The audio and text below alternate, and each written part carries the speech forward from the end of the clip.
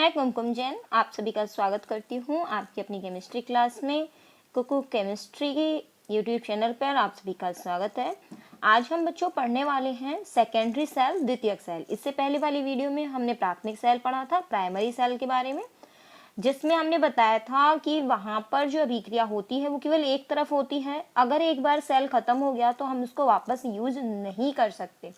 लेकिन secondary cell की क्या अपने पास खासियत है कि इस सेल में रासायनिक क्रिया दोनों तरफ होती है।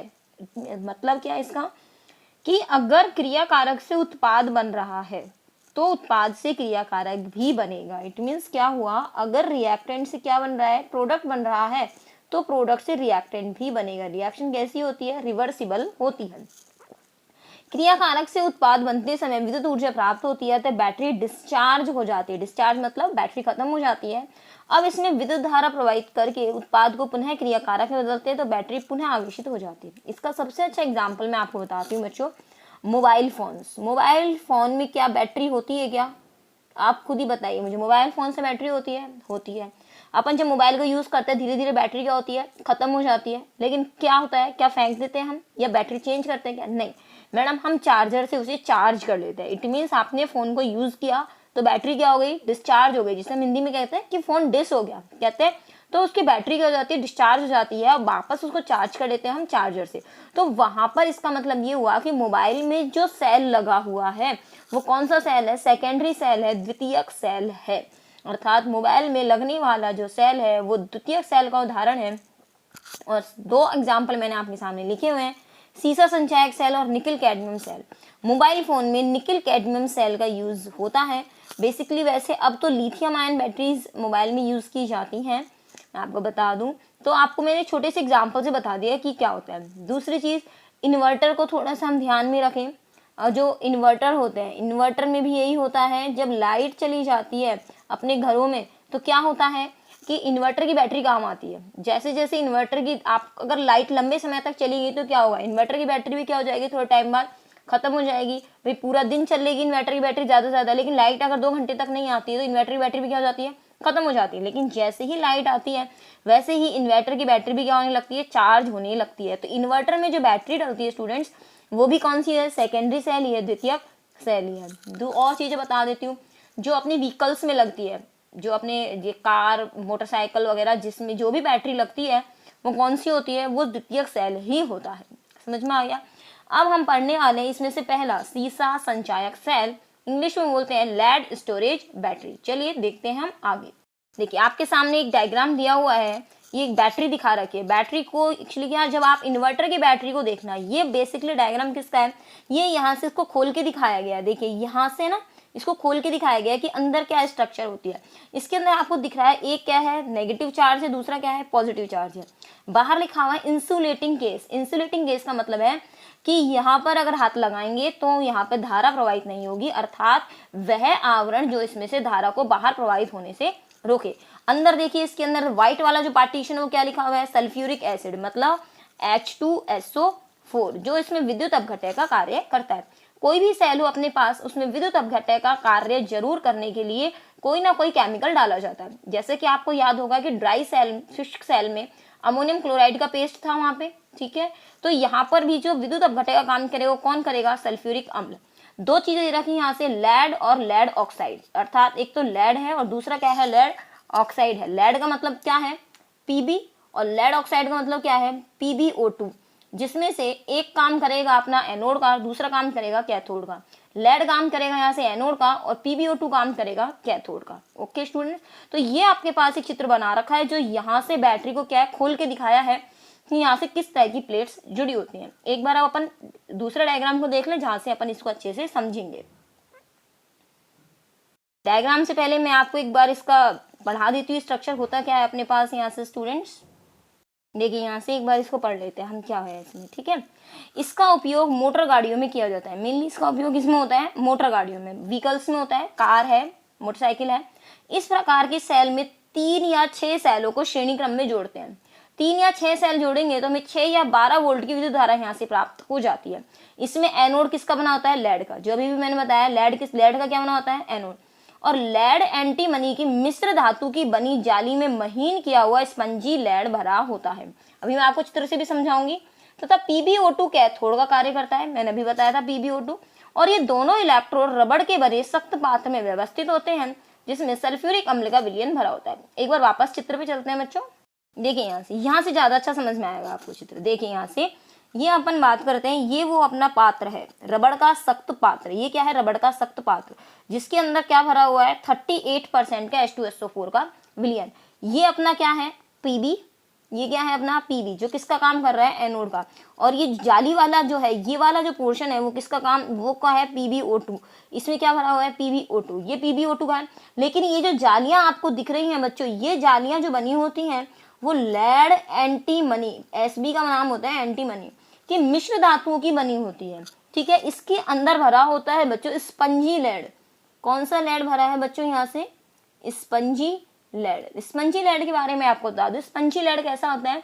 जैसे मान लीजिए मिट्टी है, आपने किसी को चूरा किया लेकिन उसके अंदर थोड़ी बहुत एयर है, तो वो कैसी होती है? फूली फूली सी होती है। अगर इसके अंदर थोड़ी बहुत एयरिंग है, थोड़ा बहुत हवा है, तो वो चीज क्या रहती है? फूली हुई रहती है। तो उसी तरह का स्पंजी लेड इसके अंदर भर दिया जाता है। जैसे मैं आपको और बताऊं, एक तो अपन चीज को क्या करें? दबा दे, जिसके अंदर एयर बिल्कुल ना रहे। मिट्टी है, मिट्टी को आपने क्या करा? दबा दिया, और कैसा रहा? वो बिल्कुल दब गई। लेकिन आपने एक बार मिट्टी को खोदा और उसको आपने दबाया नहीं, तो वो कैसी रही? बिल्कुल खुली खुली सी रही। तो वही जो खुला खुला जो हम बात कर रहे हैं, वही क्या है यहाँ पे? Spongy lead. समझ में आ गया? तो एक तो एनोड का काम कर रहा है और एक क्या काम कर रहा है? कैथोड का। तो इसके अंदर जो लेड है वो किसका काम करेगा बच्चों? एनोड का। एनोड का काम कौन कर रहा है? Pb। और ये काम करेगा PbO2, किसका काम करेगा? कैथोड का। ठीक है स्टूडेंट्स, चलिए आगे हम बात करते हैं। आगे देखिए यहाँ से ये वाला टर्मिनल देखिए, यहाँ से ये एनोड माइनस का, इसके अंदर एक एनोड एक कैथोड, एक एनोड एक कैथोड, एक एनोड और एक कैथोड। ठीक है, तो ये कितने हो गए अपने पास? कुल अगर देखें तो 3 पेयर हैं। तो इसका मतलब कितने सेल जोड़े गए हैं? 3 सेल जोड़े गए हैं। अर्थात जैसे कितने वोल्ट की बैटरी ले रहे हैं हम? 6 वोल्ट की बैटरी ले रहे हैं। ये बाहर क्या है? रबड़ का सख्त पात्र है जिसके अंदर 38% H2SO4 का विलयन है। ये आपका चित्र जो है सामने एक्सप्लेन कर रहा है। एग्जाम में अगर आता है तो सीसा संचयक सेल का ये चित्र आप बना सकते हैं। जो पहले जो चित्र दिखाया था वो बैटरी मार्केट में कैसी मिलती है वो दिखाया गया था। ठीक है, चलिए अब रिएक्शन देख लेते हैं। ठीक है स्टूडेंट्स, जो पेपर में क्वेश्चन आता है। देखिए बच्चों, यहाँ से आपके सामने है, देखिए यहाँ से ये है अपना at the time of discharging of cell, निरावेशन के समय। अर्थात जब हम सेल से धारा प्राप्त कर रहे हैं तो उस समय सेल में क्या अभिक्रिया हो रही है। सबसे पहली बात हमने क्या लिया था? H2SO4, जिसमें से H+ और H सल्फेट आयन क्या हो गए? अलग अलग, क्योंकि इसमें 2 ही प्रकार के आयन है, एक तो H+ आयन और दूसरा सल्फेट आयन है। एनोड का काम कौन कर रहा था स्टूडेंट्स? अपना लेड काम कर रहा था। एनोड की क्या विशेषता होती है? वो इलेक्ट्रॉन त्यागता है। तो इस Pb ने क्या करे? इलेक्ट्रॉन त्याग दिए। जैसे ही 2 इलेक्ट्रॉन त्यागे क्या बन गया? Pb+2। अब ये जो Pb+2 है वो किससे क्रिया कर रहा है? सल्फेट आयन से। ये सल्फेट आयन से क्रिया कर दी। लेड आयन और सल्फेट आयन मिलकर क्या बना देंगे? PbSO4। तो बेसिकली रिएक्शन क्या हो गई? लेड ने सल्फेट आयन से रिएक्शन करी। ये देखिए, अगर आप इन दोनों रिएक्शनों को जोड़ देते हैं तो रिएक्शन क्या बनी? ये तीनों अपने पास है, लेड+2 से लेड+2 कैंसिल हो जाएगा, बचा क्या? लेड और सल्फेट आयन। तो ये यहाँ लिख दिया हमने। यहाँ की तरफ क्या बचा? PbSO4 और 2 इलेक्ट्रॉन, तो वो यहाँ लिख दिया हमने। दिखे आपको? 2, ये Pb+2 से Pb+2 कैंसिल हो गया था, तो बचिया ये। ठीक है, अब देखिए कैथोड पर क्या रिएक्शन हो रही थी। कैथोड का काम कौन कर रहा था? PbO2। चूंकि हमारे पास पात्र में ये लेड भी डूबा हुआ है PbO, और जो दूसरा था ये PbO2, ये भी डूबा हुआ था। अर्थात विलयन में दोनों ही थे। तो ये PbO2 किससे क्रिया करता है? H+ से और सल्फेट आयन से। ठीक है, क्योंकि एनोड ने कितने इलेक्ट्रॉन त्यागे थे? 2 इलेक्ट्रॉन। इसका मतलब ये 2 इलेक्ट्रॉन कहाँ पे जाएंगे? कैथोड पे जाएंगे। चलेंगे कैथोड पर। अब देखिए हुआ क्या, यहाँ से जो लेड था उसने क्या बना दिया? सल्फेट बना दिया। ये बच गया H, है ना, और ये बच गया O2। H और O2 मिलके क्या बना देंगे? H2O। ये बन गया H2O। दोबारा देख लेते हैं एक बार। ये देखिए, ये अपना कैथोड का काम कर रहा था। 2 इलेक्ट्रॉन यहाँ से थे, वो मिल गए अपने को यहाँ। यहाँ पर क्या हुआ? ये लेड और ये सल्फेट दोनों ने मिलकर बनाया PbSO4। जो बच गया O2 और H+, क्या बना दिया? H2O। अब नेट सेल रिएक्शन क्या होती है? अब जब नेट सेल रिएक्शन लिखेंगे बच्चों, तो नेट सेल रिएक्शन लिखने के लिए हम किस किस को यूज करेंगे? पूरी सेल लिखने के लिए अभिक्रिया, इन दोनों अभिक्रियाओं को यूज करके इन दोनों को जोड़कर लिख देंगे। देखिए जोड़कर अभिक्रिया कैसे लिखी जाएगी। देखिए स्टूडेंट्स, यहाँ पे किस तरह से है, ये सामने आपकी जो अभिक्रिया मैंने अभी समझाई थी। अब देख लीजिए क्या है यहाँ से, ये अपनी एनोड पर होने वाली रिएक्शन थी, ये रही देखो एनोड वाली रिएक्शन, ये लिख रही, ये मैंने ये ऐसा कि ऐसा लिख दिया। ये रही अपनी कैथोड वाली, ये लिख दी कैथोड वाली, ठीक है। अब इसको हम करते हैं 2 इलेक्ट्रॉन से 2 इलेक्ट्रॉन कैंसिल, और कुछ कैंसिल होता हुआ दिख रहा है और हमें कुछ कैंसिल होता हुआ नहीं दिख रहा है। अब जो बचता है उसको लिख दीजिए। ये देखिए पीबी का पीबी उतार दिया, लेफ्ट हैंड का left hand side, right hand का राइट हैंड साइड। फिर क्या लिखा हुआ है PbO2, ये लिख दिया PbO2। फिर क्या है 4H प्लस आयन, ये रहे 4H plus ion. Sulphate ion कितने हैं 2, तो ये 2 लिख दिया। अब बच क्या गया, PbSO4 कितने हैं 2, ये 2 लिख दिया। H2O कितने हैं 2, ये 2 लिख दिया, ठीक है। पेपर में क्या आता है, जब सेल से अभिक्रिया कराई जा रही हो, जब सेल धारा दे रहा हो, तो उस स्थिति में आप बताएं सेल पे क्या अभिक्रिया होगी। तो जब हम क्या करेंगे, जब सेल निरावेशित हो रहा हो या जब सेल से धारा ली जाए तो उस समय सेल में क्या अभिक्रिया होगी, ये या पेपर में आ जाए सेल के निरावेशन के समय होने वाली अभिक्रिया बताइए, तो आपको क्या लिखनी है, ये अभिक्रिया लिखनी है। ओके स्टूडेंट्स, समझ में आया। अब पेपर में आता है कि जब सेल को आवेशित किया जाए, सेल के आवेशन के समय, तो ये अभिक्रिया जस्ट उल्टी हो जाएगी। क्या हो जाएगी, जस्ट उल्टी हो जाएगी। अर्थात ये वाला तो बन जाएगा रिएक्टेंट और ये बन जाएगा प्रोडक्ट, ये बन जाएगा रिएक्टेंट और ये बन जाएगा प्रोडक्ट। देख लेते हैं एक बार। देखिए बच्चे, यहाँ से बैटरी के डिस्चार्ज के समय सल्फ्यूरिक अम्ल समाप्त हो जाता है, अतः बैटरी को चार्ज करने की आवश्यकता होती है। अतः बैटरी को चार्ज करते समय विद्युत धारा प्रवाहित करते हैं और सेल में डिस्चार्जिंग अर्थात निरावेशन की विपरीत अभिक्रिया होती है। सेल में आवेशन के समय निम्न अभिक्रिया होती है। देखिए क्या अभिक्रिया है, देखिए स्टूडेंट्स यहाँ पे आवेशन के समय eight the time of charging. अब आप एक बार अपने सामने रख लीजिए डिस्चार्जिंग वाली रिएक्शन को और यहाँ देखिएगा PbSO4 प्लस 2 इलेक्ट्रॉन क्या बन गया, Pb प्लस सल्फेट आयन। जबकि हमने जब सेल को क्या करा था, डिस्चार्ज किया था, तो इसका इस तरफ था, मतलब इस तरफ हो रही थी। और अब देखिए यहाँ से अभिक्रिया क्या हो गई, जस्ट उल्टी हो गई। और इसमें भी जब आप दोनों को जोड़ते हैं तो 2 इलेक्ट्रॉन से 2 इलेक्ट्रॉन कैंसिल हो जाएंगे और एज इट इज आ जाएगी। अर्थात जो पहले रिएक्टेंट था वो क्या बन गया, प्रोडक्ट। जो प्रोडक्ट बन गया वो क्या हो गया, रिएक्टेंट। बच्चों आपको पढ़ना अच्छा लग रहा है तो जरूर लाइक करिएगा वीडियो को, औरों को भी शेयर कीजिएगा। चलिए चलते हैं अब अपन आगे। चलिए ये अपना हो ही गया बच्चों, आवेशन के समय होगी अभिक्रिया, ये अभिक्रिया हमने पढ़ लिया, ठीक है। अब है बच्चों अपने पास सेकंड सेल, कौन सा था सेकंड, निकिल कैडमियम सेल, ठीक है। निकिल कैडमियम सेल देख लीजिए, ये भी एक प्रकार का क्या है, द्वितीयक सेल है।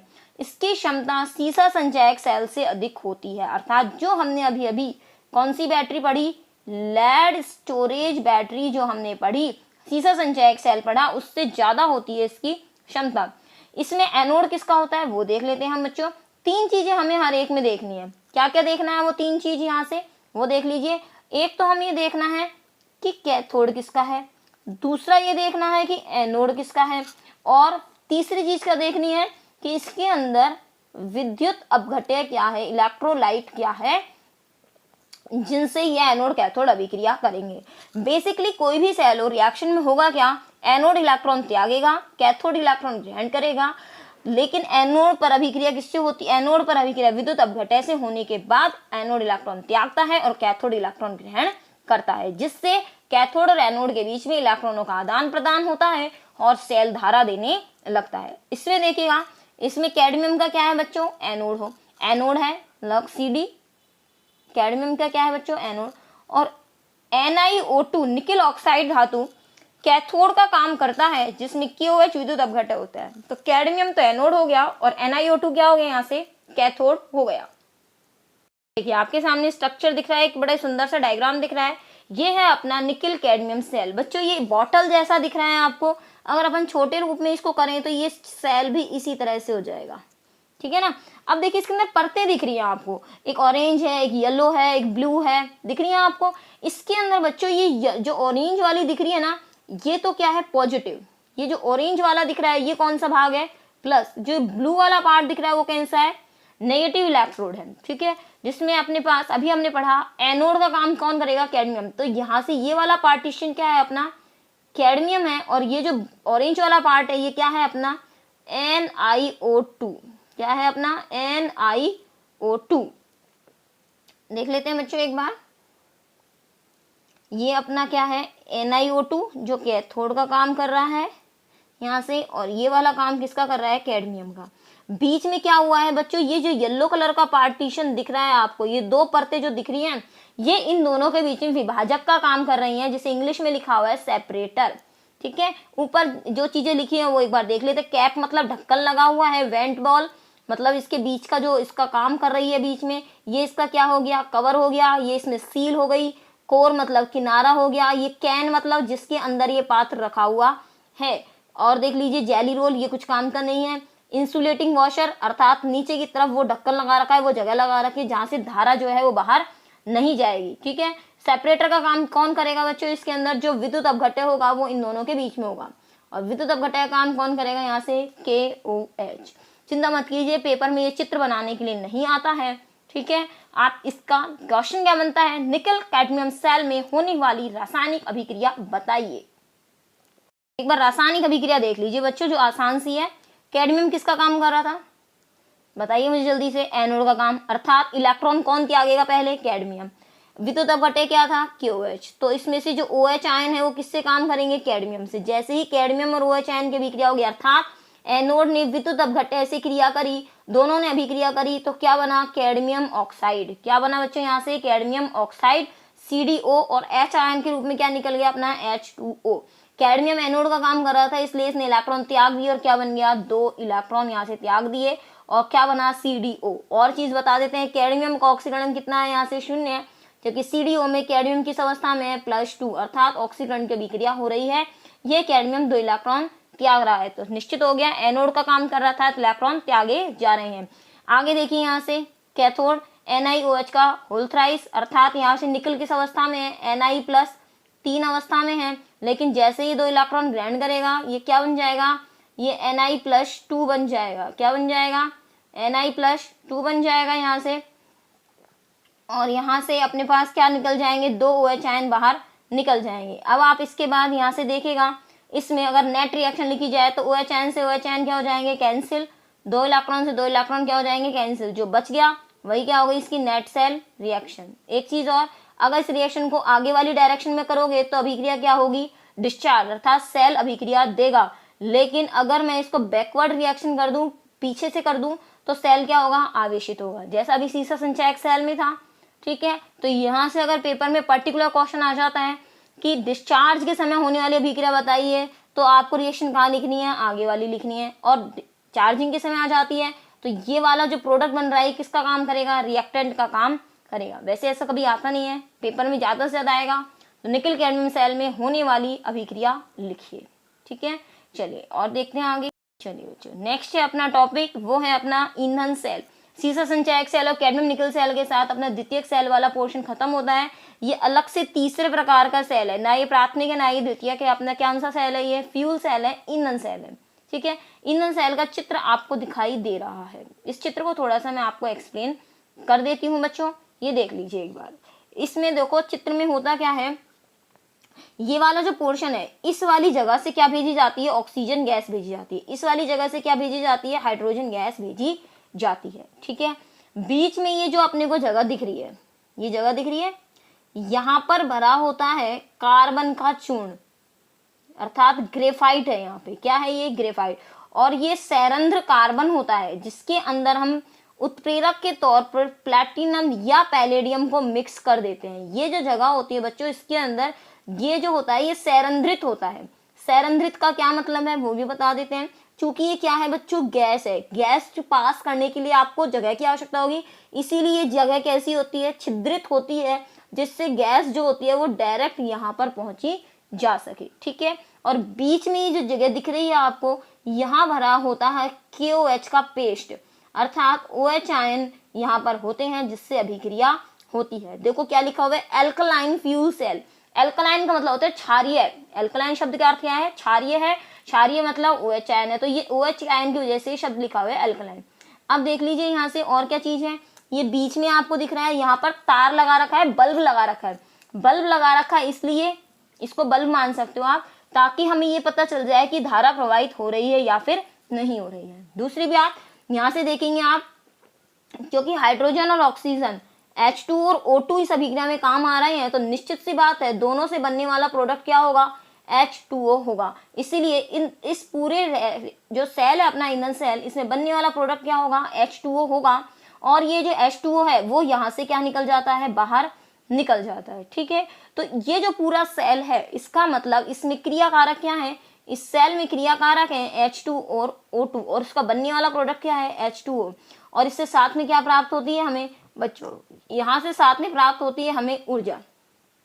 क्या प्राप्त होती है, ऊर्जा। और जो ये ऊर्जा प्राप्त होती है वही किसका काम करती है, हमारे पास जो रासायनिक ऊर्जा को विद्युत ऊर्जा में परिवर्तित करती है, या फिर हम कह दें ईंधन ऊर्जा को रासायनिक विद्युत ऊर्जा में परिवर्तित करती है। अब आगे देखते हैं इसके अंदर हम कि यहाँ पे जो अपना ये वाला जो पार्ट है जहां से हाइड्रोजन गैस प्रवाहित की जा रही है, ये किसका काम कर रहा है, एनोड का, और ये काम किसका कर रहा है, कैथोड का। फिर से मैं बता दूं, एनोड या कैथोड बनाने के लिए हमें क्या चाहिए होती है, कोई धातु की प्लेट चाहिए होती है या फिर कोई चालक पदार्थ चाहिए होता है। इसीलिए ये जो पदार्थ है यहाँ से क्या है, ये ग्रेफाइट है। ग्रेफाइट बहुत अच्छा चालक होता है, लेकिन ये ग्रेफाइट जो कार्बन यहाँ भरा हुआ है वो कैसा है, संरंध्रित है, छिद्र है, ताकि हाइड्रोजन गैस आसानी से पास होकर यहाँ से जा सके। ऐसा ही यहाँ पर है, वही ग्रेफाइट है, संरंध्रित है, जिसके अंदर अभिक्रिया की बढ़ाने के लिए, दर बढ़ाने के लिए इसमें प्लैटिनम को मिलाया हुआ है जो उत्प्रेरक का काम करता है। तो हाइड्रोजन जहाँ से प्रवाहित की जा रही है वो सिरा एनोड का काम कर रहा है, जहाँ से ऑक्सीजन प्रवाहित की जा रही है वो सिरा कैथोड का काम कर रहा है। जैसे ही हाइड्रोजन गैस और ऑक्सीजन गैस यहाँ से अंदर जाती हैं, इनकी अभिक्रिया किससे हो सकती है, यहाँ से OH आयन से हो जाती है। अब बस बेसिकली हमें क्या देखना है, यहाँ से इलेक्ट्रॉनों का प्रभाव भी दिखा रखा है बच्चों। देखो यहाँ से ये इलेक्ट्रॉन जो होते हैं वो इस तरह से होते हुए तार के माध्यम से दूसरी जगह प्राप्त होते हैं, क्योंकि एनोड से त्यागे गए इलेक्ट्रॉन ही तार के माध्यम से होते हुए कैथोड को प्राप्त होते हैं। अब अपनी मेन चीज आ गई कि यहाँ से रिएक्शन क्या होती है। बच्चों ये डायग्राम है ना सबसे ज्यादा इंपॉर्टेंट है अपना इस चैप्टर में। अगर मैं आपको तीनों चारों जो अपने सेल पढ़े हैं तो मैं आपको यहाँ से सेल के रूप में बता दूं, एक तो ड्राई सेल अर्थात शुष्क सेल का चित्र, और दूसरा ये ईंधन सेल का चित्र। ये दोनों चित्र इंपॉर्टेंट है जो एग्जाम में पूछे जाते हैं। ईंधन सेल का चित्र बनाइए, तो ये सीधे एग्जाम में पूछा जाता है बच्चों। ठीक है, तो अच्छे से कर लीजिएगा इस चित्र को। अब देख लेते हैं ईंधन सेल में होने वाली रासायनिक अभिक्रिया। रासायनिक अभिक्रिया पढ़ने से पहले एक बार देख लीजिए, ऐसे गैल्वेनी सेल मतलब ऐसे रासायनिक सेल जो है अपने विद्युत रासायनिक सेल जिनमें हाइड्रोजन, मीथेन और मेथेनॉल जैसे ईंधन की दहन ऊर्जा को सीधे ही विद्युत ऊर्जा में परिवर्तित किया जाता है, ईंधन सेल कहलाते हैं। इट मीन्स हाइड्रोजन बोल दिया, मैथेन कह दिया, और क्या बोल दिया, मेथेनॉल, अर्थात इनको अगर ऑक्सीजन की उपस्थिति में जलाया जाए तो ये विद्युत ऊर्जा देने लगते हैं, अर्थात इनकी दहन से उत्पन्न होने वाली ऊर्जा का उपयोग विद्युत ऊर्जा में किया जाता है। इसीलिए से हम क्या कहते हैं, ईंधन सेल कहते हैं। ठीक है, एक चीज याद रखिएगा, पेपर में क्वेश्चन क्या बनता है, ईंधन सेल में हाइड्रोजन के अतिरिक्त प्रयुक्त होने वाला पदार्थ बताइए। ये क्वेश्चन आपका एग्जाम में आ सकता है। तो ये होता है मैथेन और दूसरा है अपना मेथेनॉल। तो क्वेश्चन क्या बन गया, ईंधन सेल में हाइड्रोजन के अतिरिक्त प्रयुक्त होने वाला पदार्थ बताइए, तो वो है मैथेन और मेथेनॉल। देखिए स्टूडेंट, यहाँ से आप देख लीजिए एक बार, जो डेफिनेशन हम पढ़ चुके हैं। सर्वाधिक ईंधन सेल में हाइड्रोजन व ऑक्सीजन के संयोग से जल बनने की अभिक्रिया का उपयोग किया जाता है। अपोलो अंतरिक्ष कार्यक्रम में विद्युत ऊर्जा प्रदान करने के लिए इसी सेल का उपयोग किया गया था। इस प्रक्रिया में प्राप्त जलवाष्प को संगठित कर उसका उपयोग अंतरिक्ष यात्रियों के लिए पेयजल के रूप में किया गया। आपको पता है कि भाई हाइड्रोजन और ऑक्सीजन दोनों से बनने वाला जो प्रोडक्ट होगा वो क्या होगा, H2O होगा। इसीलिए अंतरिक्ष कार्यक्रम जो सैटेलाइट प्रोग्राम अगर यहाँ से रखा गया अपोलो का, उस कंडीशन में जो रॉकेट में जो सेल लगाया गया वो यही वाला सेल था, क्योंकि इससे बनने वाला जो प्रोडक्ट H2O था वो सीधे अंतरिक्ष यात्रियों के पीने के काम आ गया। कोई भी प्रदूषण यहाँ से नहीं होता, पॉल्यूशन फ्री सेल होता है। इसीलिए ये सेल क्या होता है, अच्छा होता है, और इसका यूज जो है वो आसानी से किया जा सकता है, क्योंकि इसमें कोई भी प्रदूषण वाली चीज इसके अंदर नहीं। तो यहाँ से अपन ईंधन सेल में होने वाली अभिक्रिया देख लेते हैं जो बहुत आसान सी है। सबसे पहली बात, एनोड वही इलेक्ट्रॉन त्यागेगा। एनोड किससे काम करेगा, विद्युत अपघटय से, वही करते आ रहे हैं। एनोड ने विद्युत अपघटय से काम किया, H2 और OH आयन ने। अब आप खुद सोच के देखिए, H2 और OH आयन अभिक्रिया करेंगे तो क्या बनेगा, H2O। लेकिन हाइड्रोजन कितने, 4, इसलिए कितने इलेक्ट्रॉन त्याग दिए, 4 इलेक्ट्रॉन त्याग दिए। जैसे ही इसने 4 इलेक्ट्रॉन त्यागे, कैथोड पर कौन उपस्थित है, ऑक्सीजन। ये 4 इलेक्ट्रॉन और ये जो H2O है ये कौन ग्रहण कर लेगा, ऑक्सीजन, और क्या बन जाएंगे वापस 4 OH आयन बन जाएंगे। अब इसको रिएक्शन को जोड़ लेते हैं हम। 4 इलेक्ट्रॉन से 4 इलेक्ट्रॉन कैंसिल हो गए, ठीक है। यहाँ OH आयन से OH आयन कैंसिल हो गए। H2O कितने हैं 4, यहाँ कितने हैं 2, इसको कैंसिल कर दीजिए। अर्थात यहाँ पर कितने बच जाएंगे 2 H2O बच जाएंगे। बच क्या गया H2 की जगह H2, O2 की जगह O2, और क्या बच गया H2O की जगह H2O। हो गई अपनी रिएक्शन। और ये आपका चित्र रहा सामने, ईंधन सेल का चित्र। ओके स्टूडेंट, चलिए ये ईंधन सेल की अपनी रासायनिक अभिक्रिया थी। लास्ट देख लेते हैं अपन, ईंधन सेल की दक्षता कितनी होती है बच्चों, ये 70% होती है, जबकि अन्य ऊष्मीय संयुक्तों की दक्षता 40% होती है। इसका अर्थ मैं बता देती हूँ। आपने एक पदार्थ लिया, ठीक है, और पदार्थ लेने के बाद आपने ये देखा कि यहाँ से इसकी दक्षता कितनी है। जैसे मैं आपको इस तरह से कह दूँ, आप कोई भी व्हीकल चलाते हैं, मोटरसाइकिल चलाते हैं, आपने उसमें पेट्रोल डलवाया, जितना पेट्रोल आपने डलवाया क्या पूरा की पूरा आपकी बाइक को एवरेज दे देगा क्या? वो नहीं देगा, क्योंकि पहले उस पेट्रोल से क्या होगा, बैटरी क्या होगी, गर्म होगी। आप व्हीकल चलाते हैं, वो चीज गर्म हो जाती नहीं हो जाती, अर्थात जो ईंधन उसके अंदर गया उस ईंधन ने पहले ऊष्मा ली, ठीक है, उस इंजन को क्या किया, गर्म किया, और गर्म होने के बाद वो क्या होती है, चलती है। अर्थात गाड़ी गर्म हो जाती नहीं गर्म हो जाती, अर्थात ईंधन की कुछ ऊर्जा किस रूप में चली गई, ऊष्मीय ऊर्जा के रूप में बाहर चली गई। और जितना उसने आपकी बाइक को, मोटरसाइकिल को चलाया, वो उसकी क्या हो गई, दक्षता हो गई। तो वही चीज कही जा रही है, कोई भी फ्यूल हो उसकी दक्षता 100% नहीं हो सकती। कोई भी चीज आप देख लीजिए, पंखा चलाते हैं हम, तो उसके अंदर जितनी भी इलेक्ट्रिसिटी जा रही है, जितनी विद्युत ऊर्जा जा रही है, वो पूरी की पूरी पंखा चलाने में काम नहीं आ रही है। वो उसकी बैटरी जो है, इंजन जो है, उसकी मोटर जो है, पहले उसे ऊर्जा देगी, गर्म करेगी। मोटर जो भी चीज चलाने पर अगर गर्म हो रही है, अर्थात उसका कुछ भाग जो है वो उसको ऊष्मीय ऊर्जा के रूप में उसमें से क्या जा रहा है, बाहर जा रहा है। तो मैं यही कह रही हूँ, ईंधन सेल की दक्षता 70% होती है, अर्थात 30% भाग जो होता है वो विद्युत ऊर्जा के रूप में नहीं मिल पाता, जबकि ऊष्मीय संयंत्रों से केवल 40% ही हमें विद्युत ऊर्जा मिल पाती है। बाकी जो भाग होता है 60% वो वेस्ट चला जाता है, ऊर्जा का दूसरे रूप में रूपांतरण हो जाता है। आप सभी जानते हैं ऊष्मा का प्रथम नियम यही कहता है ऊर्जा का, कि ऊर्जा ना तो नष्ट होती है न उत्पन्न होती है, एक रूप से दूसरे रूप में रूपांतरित होती है। तो जो 60% भाग है वो क्या हो जाता है, वहां से वेस्ट हो जाता है। तो ईंधन सेल की दक्षता पूछी जा सकती है, वो कितनी होती है, 70%। सबसे खास बात जो ईंधन सेल को उपयोगी बनाती है वो है ईंधन सेल प्रदूषण मुक्त होते हैं। कोई भी पॉल्यूशन ईंधन सेल से नहीं होता। इससे बनने वाला कोई भी प्रोडक्ट ऐसा नहीं है जो एनवायरनमेंट में, हमारे पर्यावरण में क्या करे, प्रदूषण करे। तो ये होता है अपना ईंधन सेल यहाँ से खत्म। बच्चों इसके बाद इस चैप्टर में एक और चीज है, बस अपना संचारण टॉपिक बचता है, वो नेक्स्ट वीडियो में खत्म हो जाएगा। उसके बाद ये चैप्टर आपका फिनिश हो जाता है। ठीक है स्टूडेंट्स, चलिए मिलते हैं हम अपन अगली वीडियो के साथ, संचारण की वीडियो के साथ, और फिर उसके बाद हम स्टार्ट करेंगे बच्चों एल्डिहाइड कीटोन चैप्टर नंबर 12। तो बिल्कुल तैयार हो जाइए। चैप्टर नंबर 12 में इतना टाइम नहीं लगेगा जितना टाइम थोड़ा आप वीडियो बनाने में लग रहा है। आपको कंटिन्यू वीडियो मिलेंगी चैप्टर नंबर 12 की। ठीक है, चलिए अब आप इस चैनल को, आप इस वीडियो को अच्छी लग रही है तो जल्दी से इसको लाइक कर दीजिए और कमेंट में हमें बता दीजिए, हाँ मैडम वीडियो हमें अच्छी लगी, या कोई भी सजेशन आपको देना हो कि हाँ ये वाली चीज़ हमको और चाहिए तो बता सकते हैं। कुछ चीज़ समझ में नहीं आए तो आपका स्वागत है, आप हमें बताइए, हम आपकी प्रॉब्लम को जरूर सॉल्व करेंगे। चलिए मिलते हैं आप अपन नेक्स्ट वीडियो में, तब तक के लिए धन्यवाद।